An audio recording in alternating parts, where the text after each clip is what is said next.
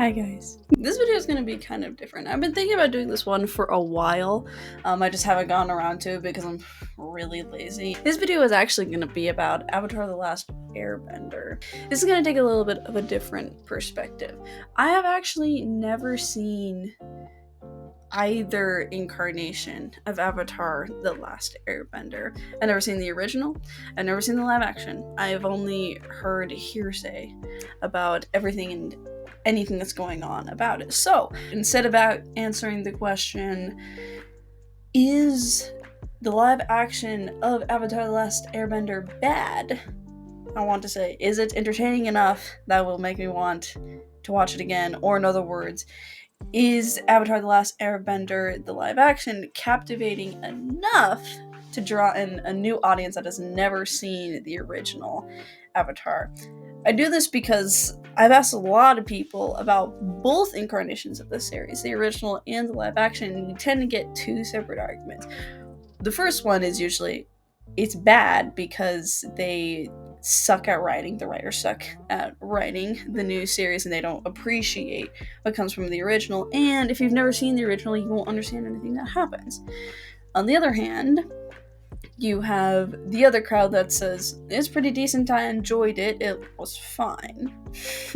Both of those seem to come from fans of people who have watched the original. So, as someone who has watched neither, I want to see what is true. Does it really suck? Am I not going to want to watch the rest?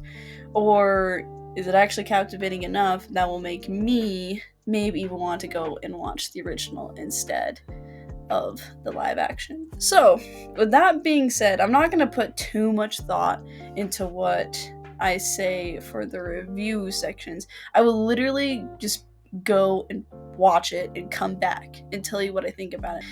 But more initial impressions from someone who has no idea. And so to further enhance this experience, I'm going to be watching the live action first. And no, I'm not gonna binge watch both series, that's just dumb.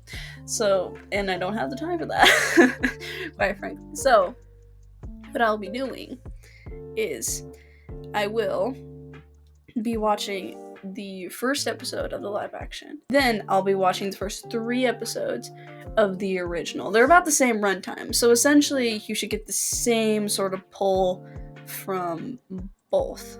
But without further ado, I'll see you in an hour. Well, I finished it. If I could describe that in like one word, I bet I think it would just say boring.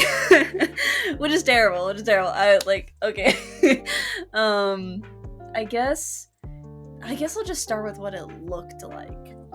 It didn't look very good, and I had heard a lot of people complain about this and praise it at the same time, so I didn't really know what to expect. I was trying to give it the benefit of the doubt. Like, it couldn't look that bad, right?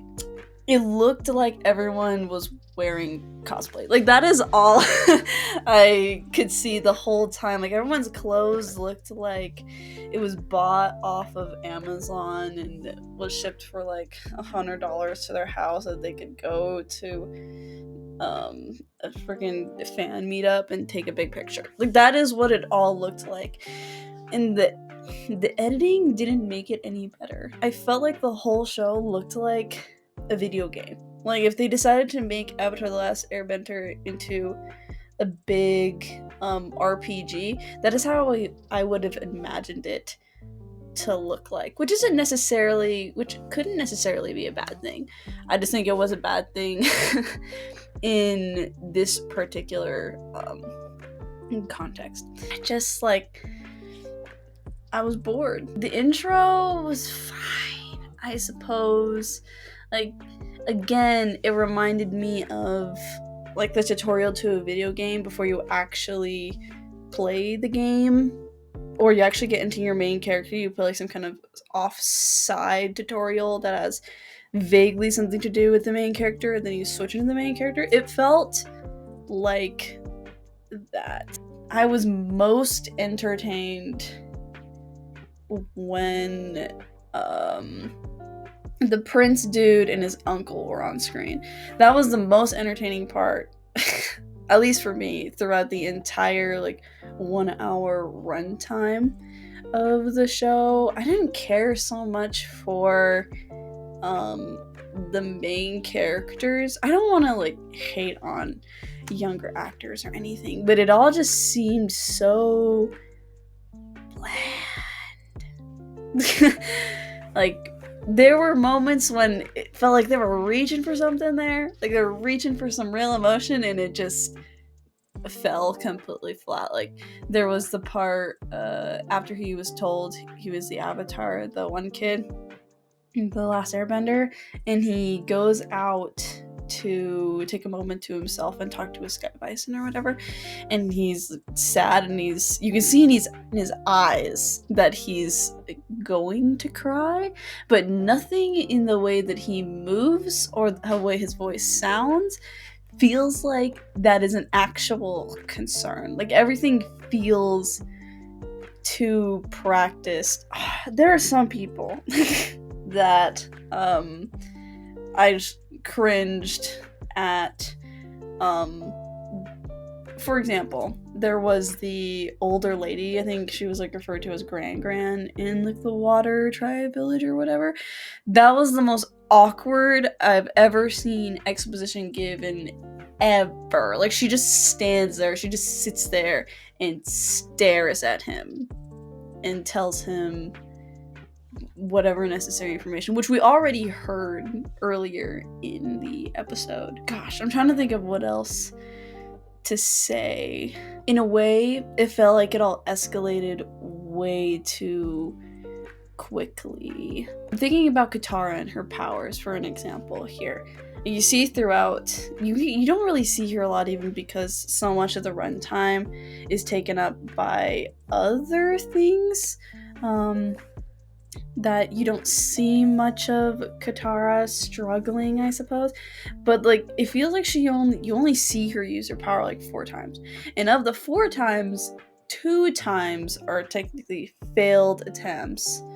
If you count getting the kid out of the iceberg a failed attempt, and the 3rd time she does perfectly and it's not even hard, and then the last time she saves them all from a fire pillar. So it's in the span of an hour, which in terms of the show was in the span of 5 hours of in story time. It was 5 hours between her struggling to even lift a single droplet out of the freaking water and her raising up a pillar of water to cover them from getting hit by a fire blast.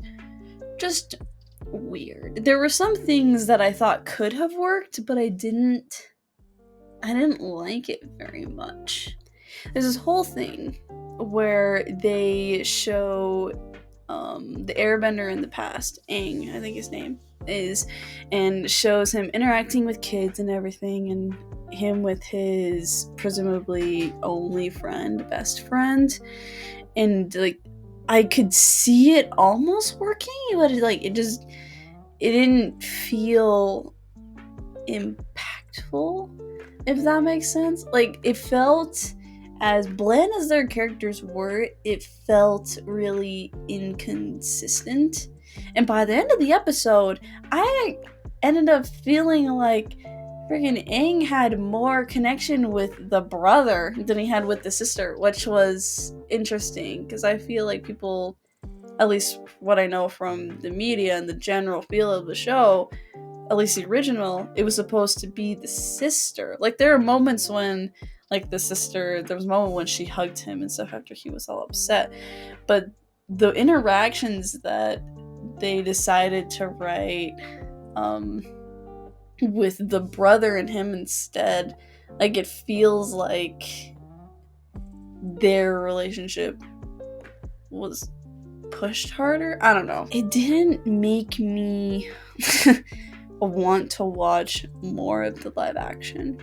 If anything, it made me want to watch the original, because of all of the claims that the original is so much better, or what has been changed.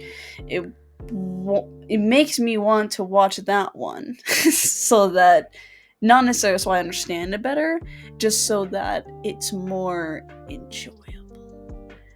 So yeah.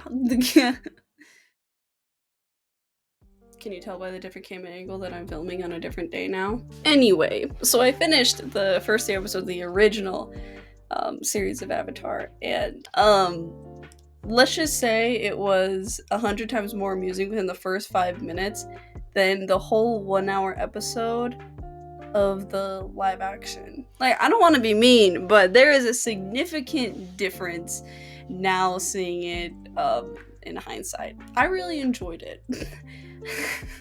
The original just has so much personality. Like, I look back now on the live action, and I didn't hate the live action. Like, I thought it was fine. Like, if you were wanting to watch a new show and you came across that, I don't think you would be necessarily disappointed. But there's something to say about the lack of personality that is truly apparent when you put both versions of the story next to each other. Like, the amount of life in general that the first 3 episodes of the cartoon had, as opposed to the whole 1 hour runtime of the first episode of the live action, was astounding. Like, I remember like actually busting like a smile or like an emotion within like the first 2 minutes of the original cartoon's runtime. Actually, it reminded me a lot of a similar feeling that I got when I was first watching the Netflix adaptation of Voltron. And I say this because I really liked Voltron when it first came out. It was one of my favorite shows. And I got a similar feeling watching it. Like the same feeling of excitement watching the characters move around, so much personality. So it gave me in general a really, really good feeling as I was watching it. In terms of differences, there are a lot of things that I noticed that were different now in hindsight, that even though I watched the live action first, I prefer the original. Like, I can say that out of an opinion that wasn't bogged down in watching like 8 seasons straight. But the tone of the show feels so much more centered in the cartoon versus the original. Like, I don't remember exactly what I said when I was talking about the live action, but there's something about it that feels like it's taking itself just a little bit too seriously, but all the other themes and things that they did around the live action, it doesn't fit very well with what they were trying to make it, with how they were trying to make it feel. For example, the original, they're all kids, right? And the thing is, the original is a kid's show. Like, it's a kid's cartoon. And yet, in the show, they act like children.